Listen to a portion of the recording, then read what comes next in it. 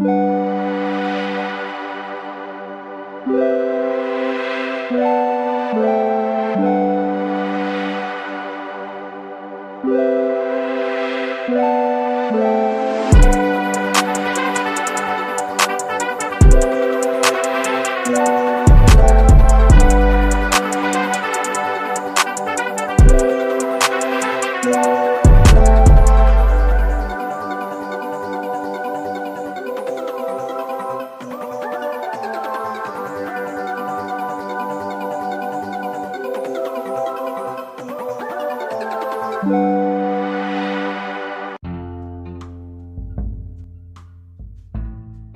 everyone, and welcome back to another episode of I'm Not Gonna Be Quiet. My name's Danica, and I'm your host. I am always grateful to have listeners, to have folks walk this journey with me, but I'm especially grateful today because this is episode 1 of season 2. What that means is we made it, y'all. We're doing something. This is working. And I love it for me and I love it for y'all. So thank you for joining me. If you have been with me since the beginning, or if you're a first-time listener, I want you to know that this is a space where folks step into the circle of community to share the path that they've traveled to find liberation after periods of staying silent about their experienced pain and harm. In each interview, we get a chance to hear and learn from our guests what they refuse to be quiet about, what their silence cost them, and the price they paid for their freedom. You're here, I'm here, the community's been established, so let's get free together. It makes sense to me that season 2, episode 1, we do kind of a catch up, right? Because a lot has transpired since the last episode this past summer, and it makes sense that I fill in some of those blanks.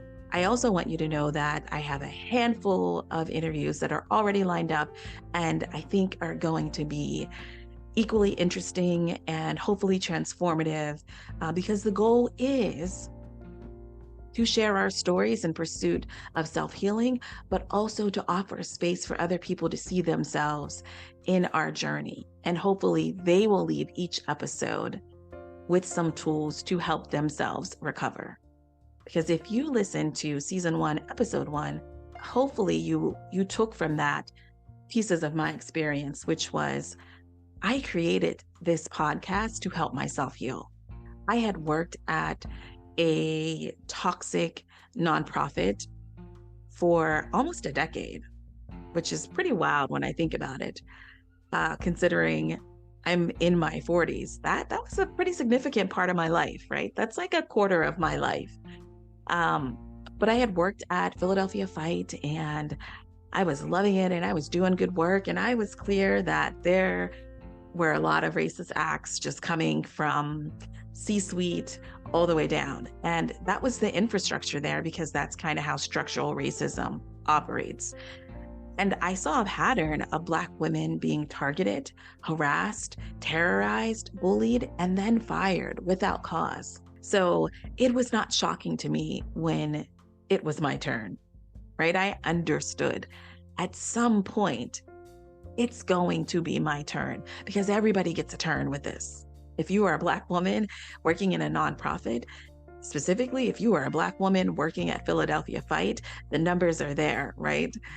You will be expendable.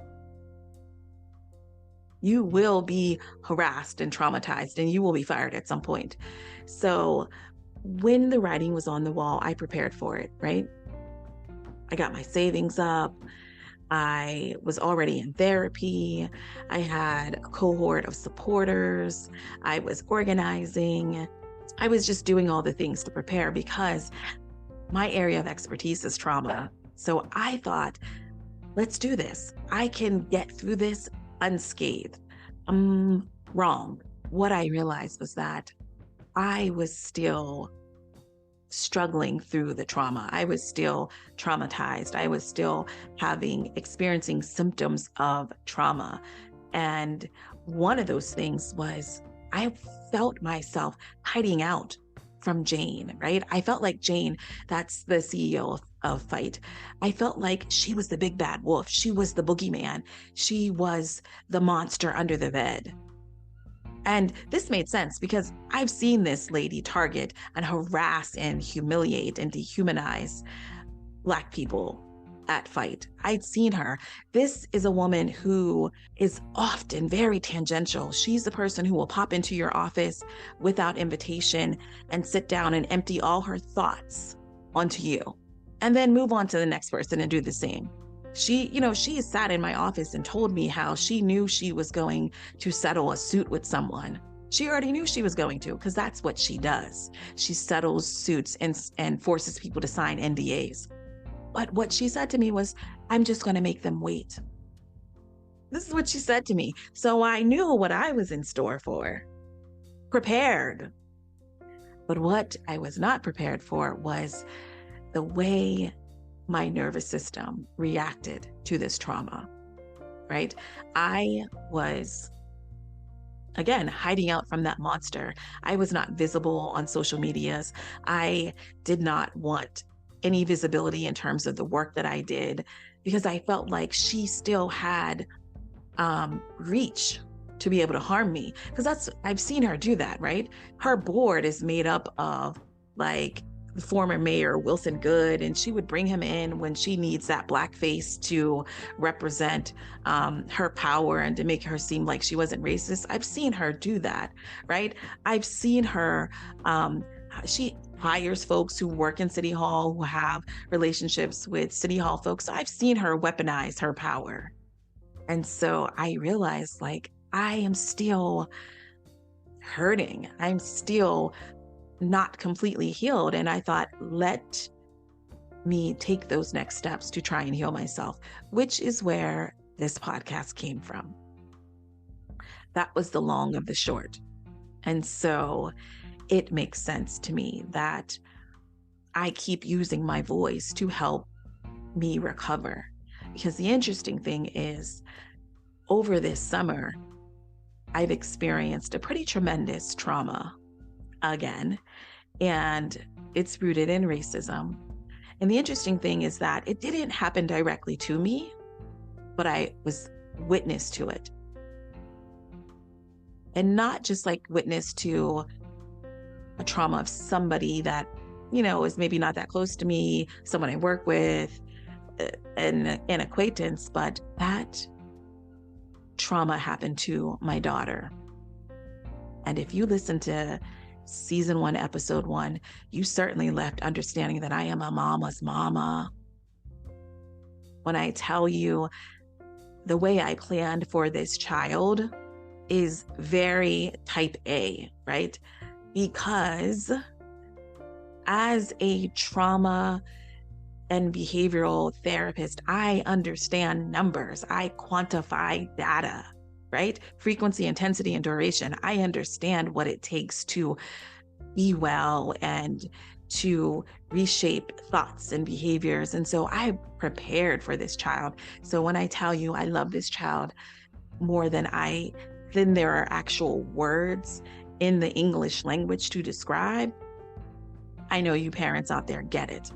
And so this past summer and over the last year and a half, my child has experienced a deep trauma, which for me, I experienced vicarious trauma because of it. And the unique thing is that her trauma is directly linked to Jane Shaw. The short of it is, my daughter would have never experienced the trauma that she did if Jane Shaw was not the oppressor that she is and had not strategically planned to harm me. That's an episode for another date, but let me get to the trauma of it all. I want to be as succinct as possible, and I don't want this episode to be that long. So I'm going to try and get into it and give you the details, give you the outcomes, give you the plan of recovery, and and try to make it as short as possible. Having said that, one thing that trauma has taught me is if you're quiet about your pain, they'll kill you and say you enjoyed it. That's Zora Neale Hurston, right? Because one thing's for certain and two things for sure. Perpetrators of violence, they bank on your silence, the victim's silence. They demand your secrecy so that they can grow to be even bigger monsters. And the thing is, it's not just you. It's not just the victim, the person who's been injured that they try to silence, but it's the community. It's the bystanders. And so on this podcast, what I know for sure is that the moment you say your truth, even if it is a whisper, you begin to heal. You remove the shame that these oppressive, violent perpetrators try to attach to you, and you grow in your power. You grow in your self-value and self-identity. So allow me to give you a content warning. This episode is about school abuse of a child and racism. If you don't have the space for it, please save it and come back when you do have the space. If you are pressing play and riding this wave with me, remember to use your tools. Breathe. Some of the things that I will talk about are going to be activating, distressing, upsetting. And so I want you to be able to take care of yourself while you take this journey with me. If you have the space and you're unsure if this episode is for you, trust me, it is. It's for everyone. It is especially for parents, caregivers of children, teachers, school administrators, neighbors, friends, coaches, strangers, simply any human being with a conscience. If you care about children, if you care about marginalized folks like Black children, if you care about girls, if you care about human beings, this episode is for you. So let's get into it. I'm going to talk about my daughter. I'm going to talk about the school that harmed her. I'm going to talk about the pervasiveness of racism.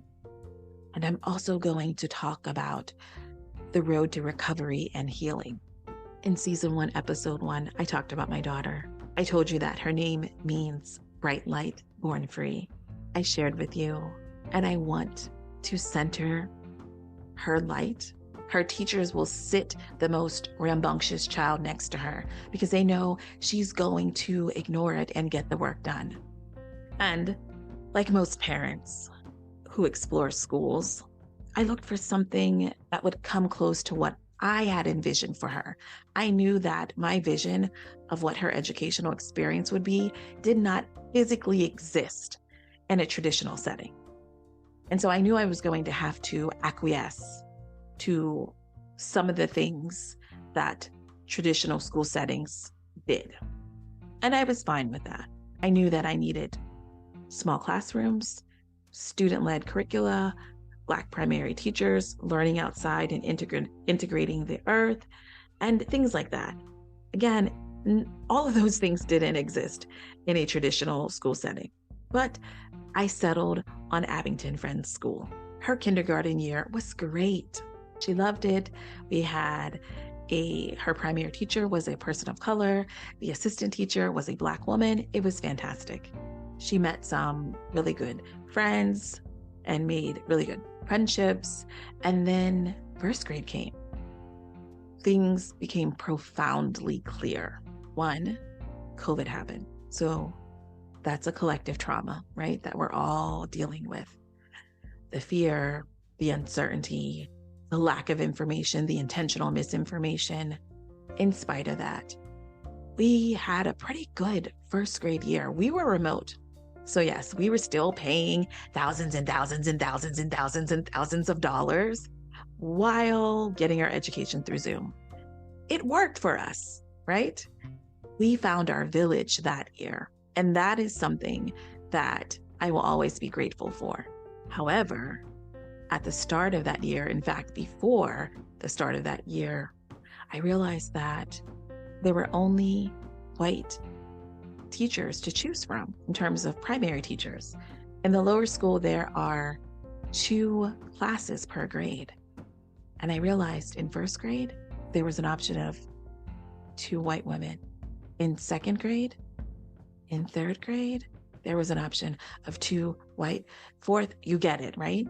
So I realized, yikes, my child will only have a white teacher as her primary teacher throughout her tenure there in lower school. That's a problem. So I immediately emailed Rich and Andrea, and I was like, can we talk about this? Rich and Andrea. Rich is the head of school, Rich Norrie, head of school, been there, I don't know, 17, 20 years, strumming along in his office. And then Andrea Emmons is she's like the lower school principal, but they call it director. It's a small Quaker school. So I emailed them and I was like, let's talk about this. We met. I was like, here's my concern. This feels very scary to me, very problematic. At the point that I drop my child off, the person whose hand I place hers in is a white woman. And then she takes her to another white woman. And then throughout the day, she passes through other white folks' classes. And she never sees a teacher that looks like her. This is a problem. And they were like, oh, thank you for your observation. And I could see why this would be a problem. Let me tell you all the wonderful things that I've done for Black people in my tenure here. And let's keep talking about this. But I'll try and give you the Black gym teacher. I can do that. Try and give you the Black gym teacher. Yikes. Still wasn't enough. But what was great was that we developed friendships with other Black families. And so we moved through first grade and we're, working our way through COVID, and George Floyd happens. There is a racial reckoning and everybody is affected by it. And so at that point, I had already been thinking about creating an affinity group. And so I didn't really have the bandwidth to do it earlier. But at that point, I was just so exhausted. And I knew that I needed to do my part as a parent to contribute to my daughter's education, because that's who I am as a parent. I'm that mother who shows up for everything. I'm that mother who gets asked to come in and present on different topics, right? Like, we're vegan and we celebrate Kwanzaa.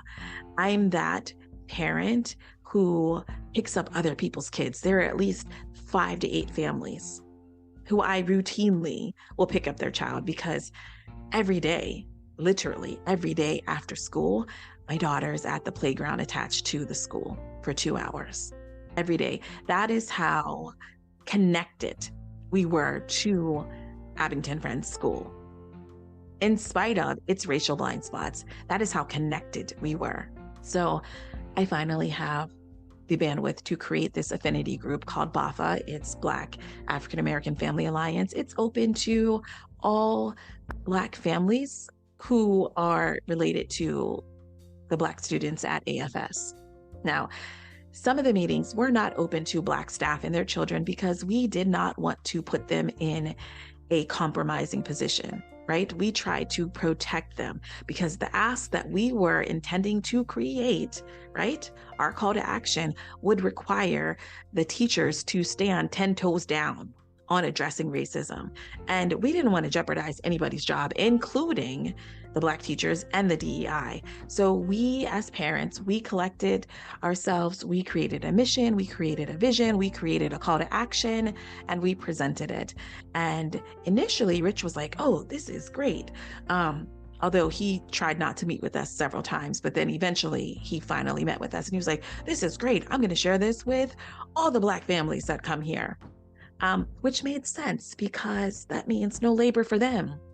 They didn't have an affinity group for Black parents. They had an affinity group for POC, and they literally maybe met once or twice. No, I think it was twice the year before we began in kindergarten. Kindergarten, No. First grade, nada. So nothing was happening, right? Nothing was happening to create spaces for those who are of the global majority, but often looked at as the minority. So they were pushing it. And we were meeting. We're having 50 plus people show up for our swim socials and our play dates. And that's really what we wanted. We wanted to create a space for Black families to be able to come and enjoy each other and create resources for some of the Black students, right? We wanted to create a space for us to put our stamp of Black culture in this school because it felt very white. And I didn't really see any evidence of community. When it was 3 o'clock, it was a wrap. Everybody was gone. Understandably, it's a job. Take care of your families and et cetera. But there weren't really any activities for families to get together. There was a standard like, it's Black History Month, so we're going to do this. There was no reflection of Black American culture there besides the Black bodies. So it's moving, it's moving. And then what I noticed is that there was this one parent who would show up at the meetings and would serve as an obstructionist. Like we would have meetings and some of the upper school kids would come and they would talk about their experiences with racism and how it kind of was never addressed or appropriately addressed. And he would be really defensive and he would be defending AFS and say like, well, that didn't happen. So he was gaslighting them. And then he and another parent would go back to administration and say, this group is being divisive and they're operating as a hate group. And how do we know? Because Mikhail sent us an email telling us just that, but also some other parents told us. Mikhail, he is the DEI person at AFS. So he sent us an email and he was like, I need y'all to cease all engagements, interactions, pause everything. So a bunch of us parents met with Rich and Mikhail to hear their concerns. You know, he put in the email that there are reports that we're operating as a hate group and we're being divisive. So we met with them. You know, we expressed our concerns with that narrative, that description of us, because that felt very racist, very anti-Black. And it's expected, right? When Black people are meeting in groups and looking joyful, folks get scared. So during that meeting, one of the parents brought up to Mikhail that he was presenting very aggressive and he admitted it, right? And then from there, I was like, well, I also would like to address the fact that there have been 5 occasions where I've seen you in the community here at Abington and in our neighborhood community, because we live in the same neighborhood, and you've not acknowledged my child, a student, this tiny little 7-year-old girl. You don't say hi, and she's literally inches away from you because I'm right there with her. You don't say hi, you don't wave, you don't fist bump, you don't even acknowledge her existence. And how do I know 5? It's such a specific number because, again, as a behaviorist, this is what I do. Quantify data. I look at behaviors, watch behaviors, look for patterns, and look for how many times is that happening? What is the antecedent to that problematic behavior, et cetera, et cetera, et cetera. That's what I do. So I knew it was 5 occasions. I was tracking it with intention. And I was thinking that he was going to deny it or have a really good explanation for it, but wrong. His response was, well, yes, I did ignore your daughter because I thought our relationship was beyond repair. Stunned. I have a very small circle of friends and a slightly bigger circle of acquaintances, but I don't deal with foolery. Tomfoolery. So I could not imagine that an adult would say, I was intentionally being abusive and harmful to a child, especially a Black child, and you are a Black man because you have beef with that child's mama. I don't know where they do that. I don't know who hurt you, Black man, as a child, but I see that you are continuing that hurt and harming other children. I was so stunned. I asked, his boss, big boss, big massa over there, Rich Nori, I was like, are you hearing this? Your staff has just admitted that he intentionally would not speak to a child because he thought he had issues with me that I was unbeknownst to, even if those things were real. No point you feel should you even have a desire to treat a child unwell. But at no point should you do that. And Rich says, he's nodding. Yes, I'm hearing this. He doesn't correct it. He didn't admonish it. He sanctioned it. It was wild. And then the meeting continued. It was an over 3-hour meeting. So the point of telling that story is that I see what administration is thinking about me, the folks who are the faces of BAFA. And that tells me how they are amplifying it. Because if we're getting a meeting, if we're getting an email telling us that we're a hate group and we're being divisive, and that is being spread throughout administration, faculty, etc. And of course, that trickles to parents, right? Because it's not just Mikhail, but there's a couple of other parents who are pushing this propaganda. How do we know? Administration has admitted it in email. Like the assistant head of upper school, Devin, he's said to a group of parents that he believes these parents because he's known them longer. Zero investigation, zero use of restorative practices, simply bias. So he said that to us. He put it in email. In this meeting, the director of diversity, equity, and inclusion, but also he added another E to it. He added engagement, which is quite funny since you intentionally don't engage students who are attached to parents or families that you don't like. And the head of school is abusive and violent behavior. And immediately we saw that we knew that we were being targeted. We certainly didn't think that it would trickle down to our children, but it did. And that is not even the most traumatic piece. So we continue meeting, we're building, we're growing, we are creating more opportunities and activities than the school. Also, I received an email from the director of, like family and engagement or whatever that title was, who, you kind of have to do all these events through, thanking me for all of my labor and hard work and contribution, and admitting that lower school would never have the exposure to the things that we exposed them to or the opportunities to do the things that we organized and created if it were not for my work and the work of BAFA. So we're moving on. We're moving as gently as possible, right? Because we see they have no interest in making changes. And then this is where the most traumatic thing happens.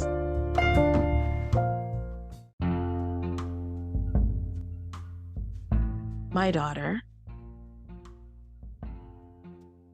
she tells her teacher that her stomach hurts. The teacher sends her to see Susan.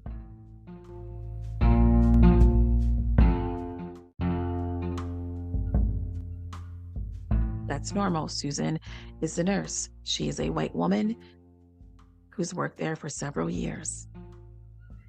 My daughter goes to see Susan. Susan tells her to use the bathroom. Reasonable response. My daughter uses the bathroom, flushes the toilet, washes her hand, grabs a paper towel, dries her hands, tosses the paper towel into the toilet accidentally because it's right next to the trash basket. She exits the bathroom and tells Susan of the mistake that she made. Not a big deal, right? Well, healthy, balanced, loving people see it as such, but racist people see it very differently. Because what Susan Harris did next was force my daughter to dig in that toilet to retrieve that single paper towel. Now, when I heard this, I I'm breathing and tapping because it's still very activating to me. When I heard this, I was devastated, right? My daughter and I were sitting at dinner, and she had already told me about her day on the way home from school. But at dinner, she said to me, "Do you want to hear the worst part of my day?" And I said yes, because I'm thinking it's going to be that she raised her hand and the art teacher didn't call on her, or she didn't get to sit next to her best friend. Something that would be distressing to a child. No, that's when she told me that Susan made her dig in a toilet. She told me that she described, I knew was retaliation, right? Because immediately what you get in your head, the image that I get in my head is this white overseer standing above this tiny little child who's on her knees in a cotton field. Vitriol that is being spewed from this racist woman's face. That's the vision I get. And that's exactly what happened. Susan forced my daughter to get on her knees and to push her hand into a disgusting, dirty toilet that has dried fecal and urine matter on it. And if you are thinking, I wonder why she did that. Maybe she thought it was going to disrupt the plumbing system. Maybe she thought, if you think any of those things, if you make any space to make sense of that, you are racist. And I have to wonder, who have you abused? Because logically, there is no reason for an adult to force a child to dig in a dirty toilet. There's no reason. This sounds like something that happened in 1902, 1912, 1932, 1952, not 2021, 2022, 2023. This was so traumatizing to my child, to my family, and to the community that knew about it. There are so many ways this could have been handled. Susan could have removed it herself. Susan could have called maintenance. They're there. Susan could have ignored it and let it go down the toilet, because this is a giant school with at least, 200 kids in it. Their sewage system can accommodate a paper towel. Imagine the number of paper towels that have gone down the toilet without being seen. No, this was an act of retaliation. Susan wanted to dehumanize my child. She wanted to traumatize my child. She wanted to violate my child. She wanted to intimidate my child. She wanted to terrorize my child. She wanted to abuse my child. Why? Because that's what Susan wanted to do to me. That is what Rich Nori wanted to do to me. That is what Andrea Emmons wanted to do to me. That is what Mikhail Israel wanted to do to me. That is what Devin Schlickman wanted to do to me. That is what some of the other racist players at Friends School wanted to do to me. They wanted to silence me. They wanted to put me in my place. I created an affinity group that was doing more than just meeting and having fun and enjoying each other, but parents were reaching out to me and other BAFA members to ask for help when their child experienced racism or some type of violence. And we would help elevate those issues. And of course, Andrea and Rich never wanted to deal with them. Their response, when we all got in the room together, we saw we were getting the same responses. Thank you for bringing this to my attention. I'm sorry this happened, or you feel this way. Let me tell you about all the things that I've done for Black people in the last 17 years. Let's keep talking about this. Thank you again. Goodbye. That's the way structural racism works, right? That's the way racists work. They silo you so that in your head, this is only happening to you. But when you start to gather, you realize this is happening to everyone else. And then you start problem solving and you're looking to collaboratively work with the institution who affirms itself as an anti-racist organization. Actually, indeed, is not. So of course they want to silence you. So what they did to my daughter, they weaponized her against me to put me in my place. Because how dare I have the audacity to look these devils in their eyes and speak truth? How dare I have the audacity to request that they make changes to their racist, violent, harmful behavior? How dare I?